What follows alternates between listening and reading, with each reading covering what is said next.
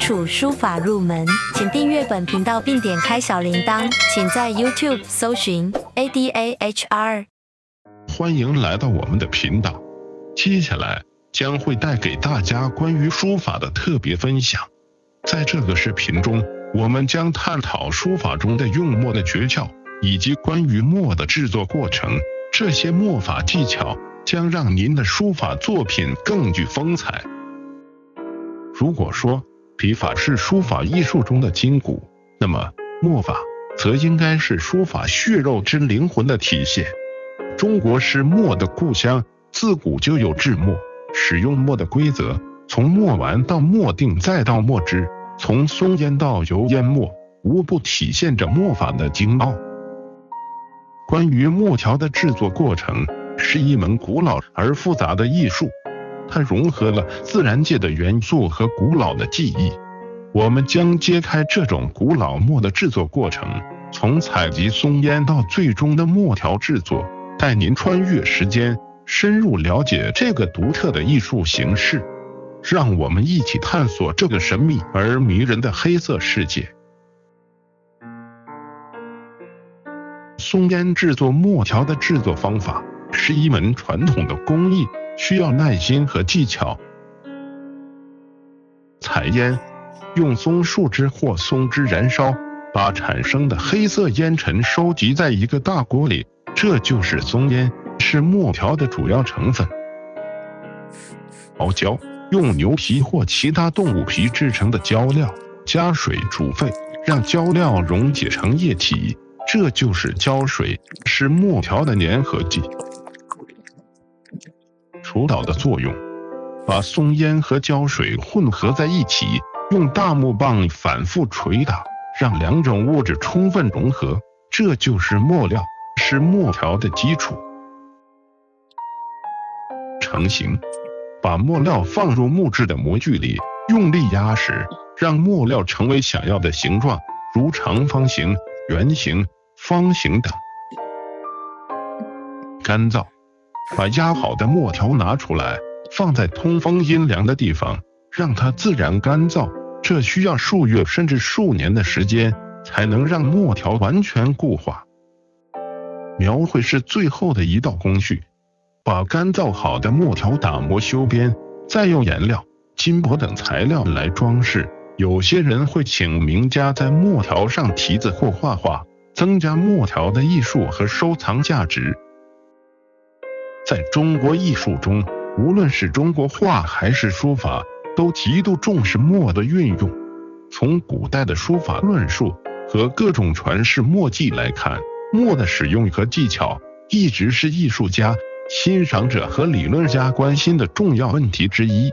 通過對古代書論中有關墨的內容的研究，以及對墨法的實際應用，接下來簡要描述的是最常見的墨法。第一種，濃墨。在書法創作中，濃墨常占主要地位，因為它與紙張對比鮮明，且在書法家眼中，濃墨最能體現精神，尤其在正體書法中，例如篆書、隸書、楷書，似乎只有使用濃墨，才能表現出它們的力度與精神。觀察書法作品，大多數都是使用濃墨書寫的。濃墨書法作品是指使用濃厚的墨色來書寫的作品，它們通常給人一種雄渾有力、沉着痛快的感覺。濃墨書法作品在中國書法史上有很多名家與名作，像宋代的蘇東坡，他的書法風格豪放奔放，用濃墨書寫詩文，表達了他的豪邁氣概與不屈精神。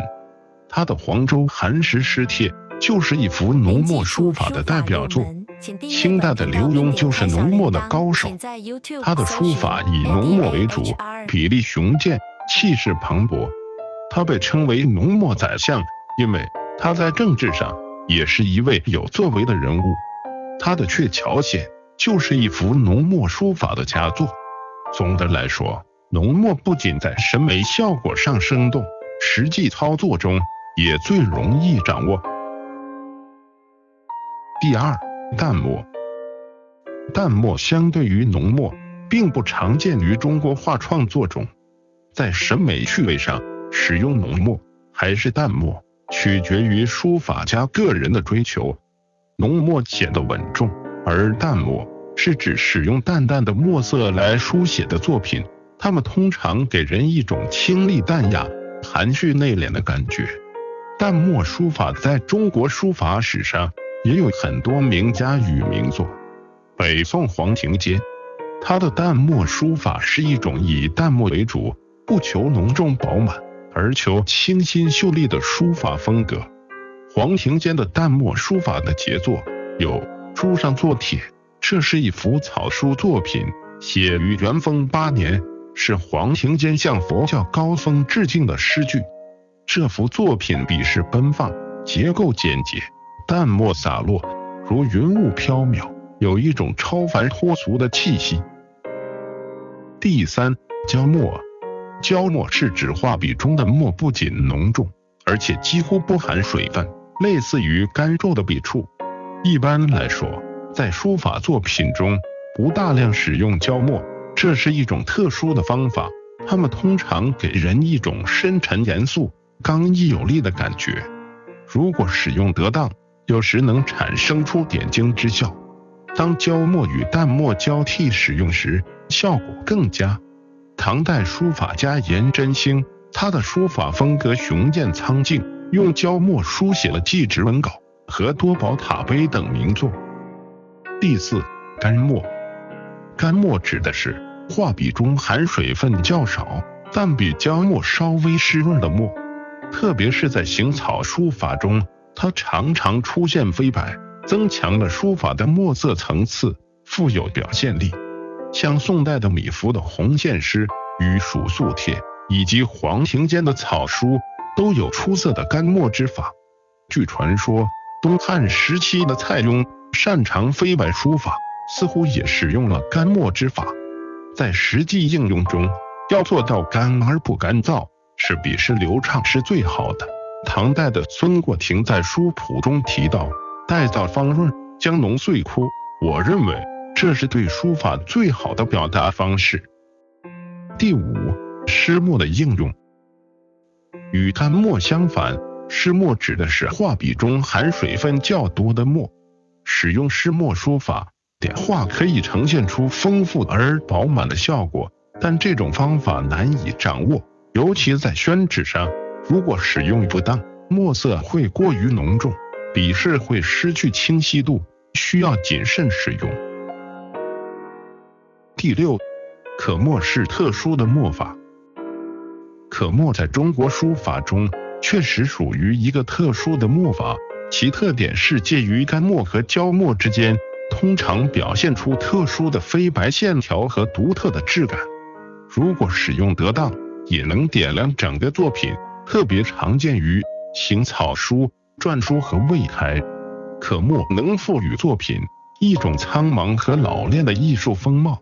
清代的吳昌碩擅長運用這種墨法的書法大師，他的書畫作品常使用可墨，表現出獨特的質感和筆觸。吳昌碩的可墨作品很多，其中著名作品是《梅花圖》《牡丹水仙圖》，這些畫被譽為吳昌碩可墨作品的代表之作。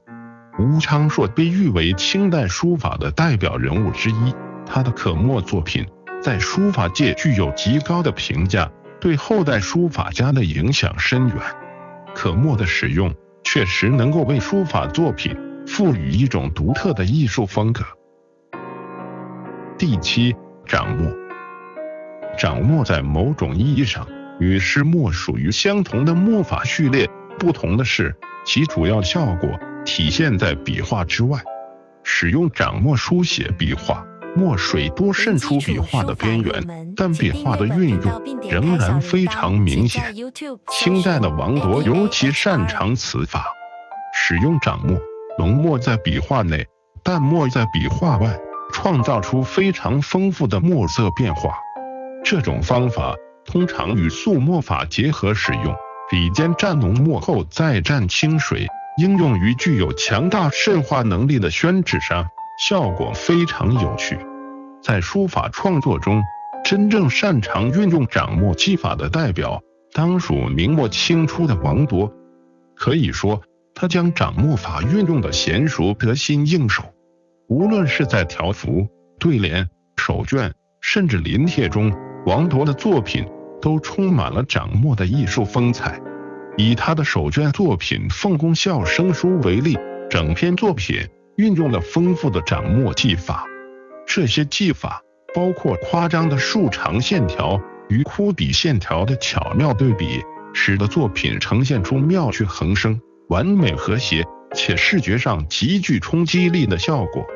這不僅豐富了作品的內涵，也增強了形式上的強烈对比，使作品更加生動有趣。在王鐸的其他作品中，掌墨技法的運用也常常讓人感受到強烈的音樂節奏感。他的作品展現了掌墨在書法創作中的獨特魅力，為書法藝術注入了新的活力。當然，在書法創作過程中，不應孤立地看待每種墨法，相反，一件優秀的書法藝術作品應該同時運用幾種不同的墨法。此外，蘸墨的方法也是墨法運用的關鍵。實踐告訴我們，一般蘸墨時不宜過於深蘸，深蘸不僅使筆毫失去力度，而且在紙上書寫，尤其是宣紙時，容易讓筆畫變得肥厚和笨拙。因此，在《臨紙管見》中，周經年提到，如染意自由法，作書時須通開其筆，點入硯池，如高脂點水，使墨從筆間入，則筆酣而墨飽，揮灑而下；使墨從筆間出，則墨厚而筆凝。除此之外，使用水與選墨也是墨法運用的關鍵。在書法的臨摹和創作中，只有通過練習、觀察、思考和領悟，才能熟練地掌握墨法的規律，形成自己獨特的墨法意識。如果您對書法或墨法有任何疑問，或想要分享您的看法，請務必在留言區留下您的寶貴經驗。此外，如果您喜歡視頻中分享的內容，請點讚並訂閱此頻道，這對我來說意義重大。我會將繼續為您帶來更多精彩的內容。謝謝您的觀看，希望您喜歡這次的分享。非常感謝您的支持，我們下次再見。